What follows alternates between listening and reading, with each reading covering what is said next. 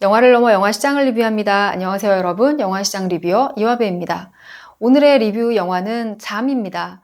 잠은 지난 9월 6일에 개봉한 정유미, 이성균 배우 주연의 호러 스릴러 영화인데요. 어떤 분들은 이 영화를 호러 버전 부부의 세계라고도 부르고 또는 누군가는 갑툭튀 없는 호러 영화라고도 부르더라고요. 저도 굉장히 재미있게 봤고 단 한순간도 지루하게 보지 않았습니다. 저는 직업적인 특성 때문에 대부분의 한국 영화를 가능한 극장에서 보려고 노력을 하는데요. 사실 이 영화를 보기 전에는 잠깐 망설였습니다. 제가 망설인 이유는 아는 게 병이기 때문이기도 한데 한 3가지 정도로 정리해서 말씀드릴 거예요. 그런데 아마 여러분들 중에서도 아직 이 영화를 보시지 않은 분이 있다면 제가 망설였던 이유하고 비슷한 이유로 혹시 지금까지 망설이지 않나 싶은데요. 끝까지 한번 영상을 보시고 지금 마음 바뀌는데 하시는 분들은 이번 주말 동안 이 영화를 보시면 재밌을 것 같습니다. 제가 망설인 첫 번째 이유는 이 영화를 봉준호 감독이 추천을 했다는 이유 때문입니다. 봉준호 감독이 추천했으니까 믿고 봐야지 라는 게 또 한편의 생각이지만 제 생각은 조금 달랐어요. 왜냐하면 그동안 봉준호 감독이 추천한 영화들이 다 예술 영화였기 때문입니다. 많은 영화들을 추천을 하셨지만 보이즈 어프레이드, 조디악, 아사코, 퍼스트 카우, 큐어 등의 영화를 추천하셨는데요. 그 중에서도 사실은 비교적 제가 재밌게 본 영화를 지금 설명을 해드린 것이고요. 대부분의 영화는 이거 왜 추천을 했지? 나랑 안 맞는데? 이런 영화가 훨씬 많았습니다. 사실 봉준호 감독은 그 자신은 사회적인 메시지가 강한 이야기를 아주 상업적으로 잘 포장해서 대중영화로 잘 만드는 감독이잖아요. 하지만 그 자신이 만드는 영화하고 상관없이 그가 좋아하는 영화는 제가 보기에는 영화제에서 호평을 받는 주로 일명 예술영화라고 부르는 영화들이라는 것이죠. 그래서 이 영화를 봉준호 감독이 처음 추천한다고 하는 그 홍보기사를 딱 봤을 때 혹시 내가 생각하는 장르 영화가 아니고 예술 영화 아니야? 이런 생각을 했습니다. 하지만 제 이 생각을 조금 보강해 준 것이 칸 국제영화제예요. 이 영화는 칸 국제영화제의 비평가 주간에 초대를 받았습니다. 먼저 칸 국제영화제에 초대를 받았다는 것 자체가 예술 영화로 완전히 도장을 받는구만 이런 생각을 잠깐 했고, 또 비평가 주간은 전 세계에서 이제 막 데뷔를 해서 첫 번째 작품을 만들었거나 아니면 두 번째 작품을 만든 신인 감독을 초대하는 것이기 때문에 더더군다나 이 감독의 전작이 없는 상태에서 이거는 완전 예술 영화로 인정받은 것이지 이런 생각을 하게 됐습니다. 그리고 두 번째도 봉준호 감독과 연관이 있는데요. 봉준호 감독이 이 영화를 추천을 했고 또 감독님을 봉준호 키드라고 이제 PR에서 많이 강조가 돼서 이게 무슨 어떤 인연일까 하고 알아봤더니 유재석 감독이 바로 봉준호 감독님의 연출부 출신입니다. 유재석 감독은 봉준호 감독의 옥자 때 연출부 생활을 했고요. 촬영 기간을 좀 길어서 거의 2년 가까이 동고동락을 했다고 해요. 그러니 이제 봉준호 감독 입장에서는 자신의 연출부에 있었던 이런 새끼 감독이 연출 데뷔를 하는 작품이기 때문에 당연히 영화가 좋고 나쁘고와 상관없이 무조건 지인 추천을 해줘야 되는 것이 아닌가? 이런 생각을 했습니다. 더더군다나 제 이런 보잘것없는 의심에 불을 지폈던 것은 바로 이 영화의 제작사 때문인데요. 이 영화의 제작사는 루이스 픽처스이고요. 여기 대표님은 김태환 대표이신데 이 김태환 대표님이 봉준호 감독의 또 오랜 지인입니다.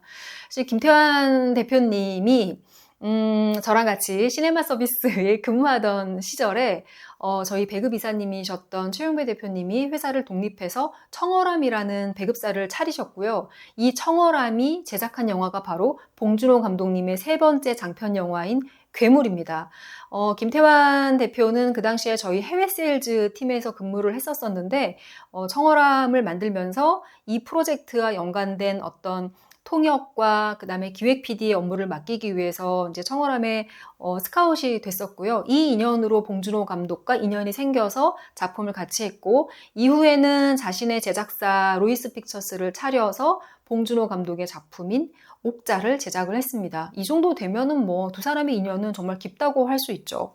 그래서 루이스 픽처스가 사실 옥자도 국내에서 멀티플렉스 개봉이 좀 좌초가 되면서 큰 어려움을 겪었고 이후 제작한 인랑이나 또 팬데믹 시절에 소리도 없이 같은 작품이 흥행에서 크게 성공을 하지 못했기 때문에 아마도 봉준호 감독님이 김태환 대표의 신작을 밀어주나 보다 뭐 이런 생각을 잠깐 또 했습니다. 아무래도 연결되다 보니까 앞서서 설명드린 처럼 아는 게 병이라고 제가 그런 의심을 잠깐 했었던 것이죠.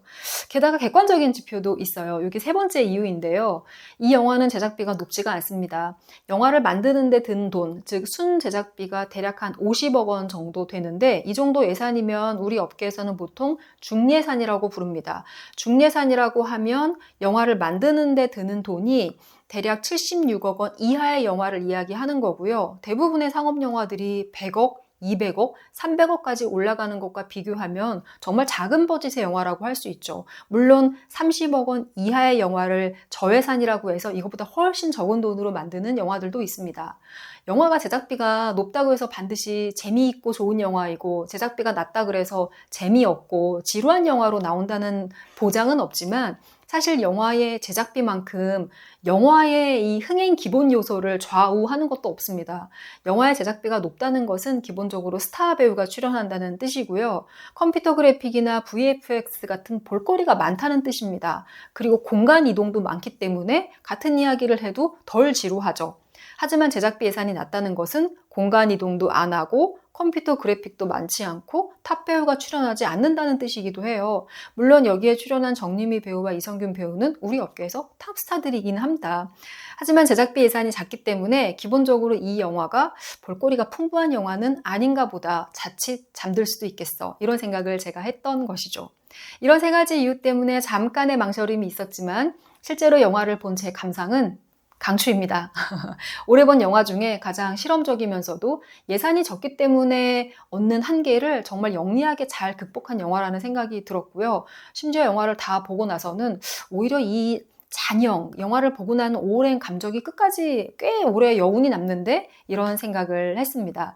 이 영화는 현재까지 대략 80만 명 정도의 관객이 영화를 봤고요. 아마 두 번째 주말인 이번 주말을 지나면서는 가뿐하게 100만을 돌파할 것 같습니다. 물론 개봉 비용까지 고려를 하면 극장에서 대략 130만 명 정도의 관객이 영화를 보셔야 손익분기점에 도달할 거는 같아요. 하지만 추석까지 아직 기간이 좀 남아있고 설사 손익분기점을 극장에서 도달하지 못하더라도 온라인 시장과 해외 세일즈를 통해서 충분히 흥행을 만들어낼 수 있는 수작이라고 생각을 합니다. 혹시 아직까지 영화를 관람하지 않은 관객이 계시다고 하면 봉준호 감독님의 추천을 믿고 보셔도 좋고요. 저처럼 그거를 살짝 의심했지만 극복하고 미리 본 관객의 추천을 듣고 영화를 관람하셔도 좋을 것 같습니다. 오늘은 영화 잠의 흥행 리뷰를 했습니다. 다음 시간에 더 새로운 콘텐츠로 찾아오겠습니다.